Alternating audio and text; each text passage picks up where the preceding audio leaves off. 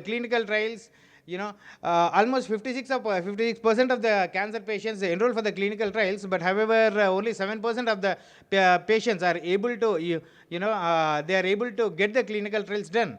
The reason behind it is there is a mapping of the drug to the clinical patients is really tough. It takes months together. Enrollment is tough, and then from let's say for example, in one of the case like in the US, there are 175 million records across 36 different providers. To have the right mapping, even there is a ratio. Our agents was able to right map 156 right patients, but the humans who in less than 8 hours, but there was something around 300 humans worked on the particular task, and then they were able to achieve only 20 recorded patients on the particular 175 million database. The filtering is also important. Getting the right identification is also very important. And the second important part is during the clinical trials, what happens is the ideal points that we need to capture, data points that we need to capture for the clinical trials, maybe 300, maybe 500. But however, during the real time, what happens? We need to understand, and then we need to get 5,000 points, 6,000 points, unnecessary data points, where we might be missing the relevant ones. And so that's where in the initial phase itself, we inform. When we are actually tracking out all these things, we clean the stuff, and then we try to understand what is relevant, what is irrelevant, to make the data cleaner in the initial point itself. And then we are quite clear, not on the day 90, we are clear on the day 2 actually.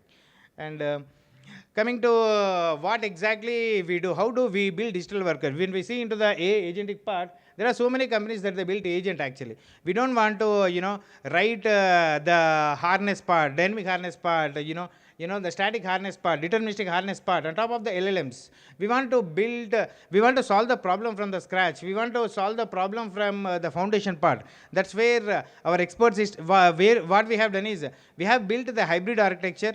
One is the expert system deterministic architecture, and combined with the neural nets, and then we bring up the hybrid architecture that runs on a CPU, not on a GPU, with a low latency. And then in some of the cases where the multi-agent orchestration part, the cost saving was something around 80 to 85%. That's what we have observed. And then there is so much, the core part of the digital worker is our custom cognitive engine, which runs on CPU, and then deterministic layer, and we are 100% governance. We do provide the 100% governance, wherein which our cognitive layer runs on the business rules engine. When we look into the IBM Watson, Prolog, Lisp, and these things, so the non-developers, especially the business analysts, can actually change the rules, and they will be easily be governed. And when in the future, along with the humans, the AI agents will actually work along with us. For every human, there will be 3 agents that along with us. So the agentic systems are pretty costly. When we look into the UBers, the whole budget of 12 months has been consumed within 4 months. And even the agentic systems are pretty costly even for the Microsoft. That's where our cognitive engine comes into picture, where it saves the cost of almost 80 to 85% with the same reasoning power that is being distilled from the large LLMs. That's where our differentiation comes into picture. Coming to the technical part. Thank you, guys. Any questions? I'm happy to answer your questions. Yeah. I would just like to look at how actually are you bringing down the cost of building these agents? Because once you build an agent which actually runs only on the CPU, you are significantly constrained on the language, in a sense that you are significantly constrained to a small segment of the whole thing. You really cannot run like the LLM, though you may have a hybrid scenarios, but then once you get into that, you actually tend to have your costs booming up on the tokens. So how do you actually look at, you said 80% is a significant thing. So how constrained is your model in that, and how much of the other LLMs do you use for your things? Absolutely. As from 2024 to 2026, we have done something around 300 fine-tuned models for different industries, and we have done 400 distilled models for different industries. Distillation happens with this thin modeling. We have done so much of scraping work, deduplication part, re-ranking part. But however, anything that applied on a LLM, it doesn't save a lot of money. There are dense models, there are a mixture of experts models. But what we have done is we have built a cognitive engine that is, it does contains 4 different parts actually. One is the domain specific language, wherein which we don't use DSPY. We have created our own domain specific languages. That is for to understand the more, to have the more precision over the attention layer. And coming to the transformer layer, what we have built up is we have been working on the expert systems for the past many years, like the Prolog, Lisp. We have created the business rules, and when we create the business rules to solve, when we have the maintenance utility problem, we have the maintenance utility problems in 1990s. That is the reason where the expert systems has come to the death actually. We have solved the maintenance utility problem. How did we solve it? When we applied the more knowledge rules, especially on the maintenance utility problem, the quality of the knowledge we recover, especially on the diversified rules, will go down with the time. That is the problem actually. And how we have solved the problem is our cognitive engine does have the dynamic rules, wherein which we use the LLMs only for NLP, not for actually cognitive engine. We don't use LLM for the computation or cognitive abilities. Only for the NLP we use it. After the NLP it comes, we create the business rules, and the business rules we have a separate engine wherein which it validates the business rules, and then any rule that is first when there is a call for the agent, it doesn't go to the LLM, it goes to the rule engine, and when the rule engine is done, if it is not available on the rule engine, then it goes to the LLM.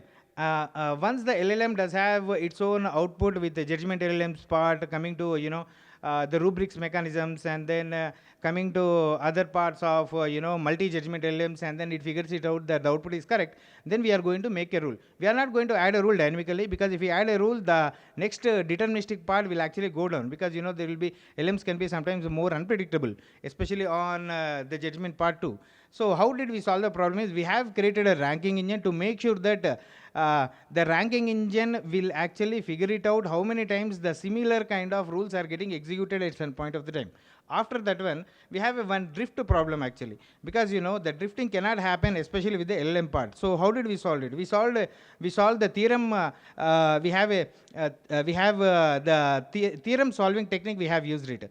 And there is one library with the Google and Stanford has been working for past many years, wherein which in the student we have studied LHS is equal to RHS. Like there is a plus b whole square is equal to a square plus b square plus 2ab. How did we prove it, whether it works? After the particular rule has been proven for multiple times on multiple edge cases, then only we will add it to the rule engine. The rule engine, earlier how people used to do it, people used to manually write the rules long back, maybe around 20 years back, 30 years back. We have created a dynamic rule engine. The people will not touch it, automatically it becomes intelligent. This rule engine runs on CPUs, not on GPUs. So that even initially there is a call comes, it checks the rules layer, it executes, especially on the data log, and then if it is not available on the edge cases, it goes to the LLM. The LLM touches only for almost 10%, the remaining it runs on the cognitive engine. Did I answer your question? You went too technical actually, but then for us who are not really too technical, I think I can build an agent for myself. I just know a little coding and I can build an agent for myself. How different are you? You cannot build a cognitive engine. Right? There are 3 kinds of agent. There is a agent, there is a agentic A, there is a digital worker. Let's say for example, I have a chatbot, I cannot say I am a doctor. I have a chatbot, I cannot say I am a liar.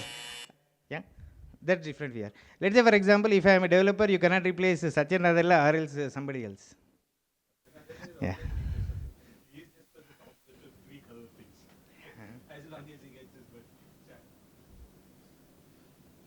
Any more questions? Thank you so much, sir. So is there anything like confidentiality when you do so much of chat box and when the patient is sitting in front of us, okay, because we are not technical people, Yeah. and we can't afford to have an agent like you, then how do we, because we are getting those scribes in our OP chambers, and they give us so much of history which some things maybe have to be maintained confidentially. Yeah. So how do you segregate in the AI then? Yeah, I'll tell you one thing. Let's say, for example, when we go to especially European industry, the GDPR rules especially is pretty strong. You cannot pull out the PA information from the patient history. Let's say, for example, anything that need to be processed, we can't extract the PA information. PA information means let's say, especially on the EMR systems, we have the CCDA process wherein which we have the FHIR bundles, and then the bundles will have the enormous amount of information, right? When we connect to EMR systems and systems, and then when the CCDA HL7 process goes through it, and then FHR bundles. In the bundles, we have the patient informations, we have the drug informations, we have their 37 different kinds of informations. That's where there is a framework called Microsoft Prestido, wherein which we extract the non-PA information from the total summary, and then we use it for training, and then we use it for other purposes. Thank you. Thank you so much.